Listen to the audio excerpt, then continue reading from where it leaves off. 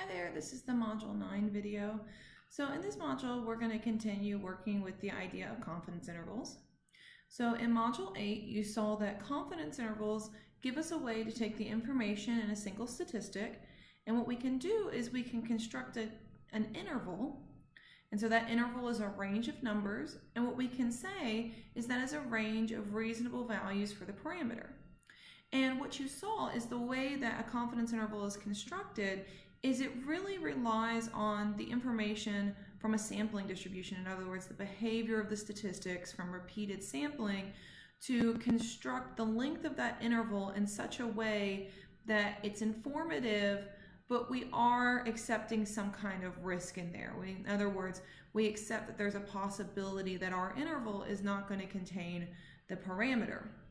And so in Module 8, you saw that these confidence intervals can be constructed by taking the statistic plus or minus the margin of error.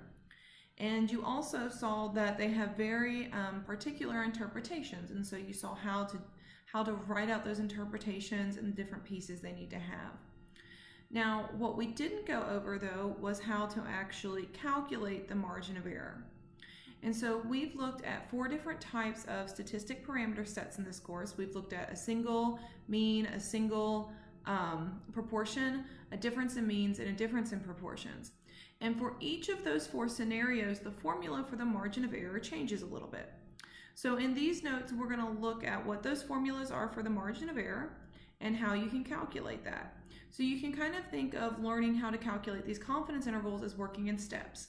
In Module 8, you saw that the confidence interval was the statistic plus or minus the margin of error. Now in this module, we're going to actually learn those formulas for margin of error. So once you calculate the margin of error and you have that value, then you can revert back to what we were doing in Module 8. The other thing you're going to see in this module is there are times before collecting a sample, a researcher may want to say, hey, I know that after this study, I'm going to want to build a confidence interval, and I already know what I want the length of it to be. In other words, they want to know how much precision is going to be in that confidence interval. So in order to do that, one of the things that affects the length of the confidence interval is the sample size.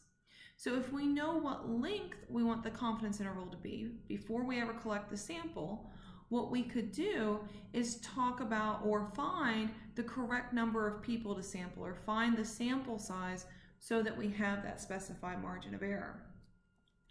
And so the other thing we're gonna look at in this module is I'm gonna give you some formulas that are called sample size calculations.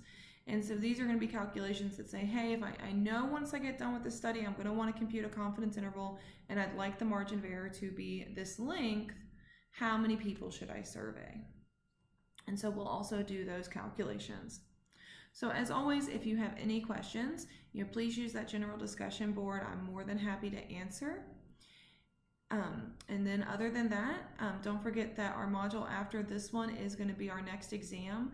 So if you haven't scheduled that second exam yet, you may want to go ahead and consider doing this. But until next time, have a good day.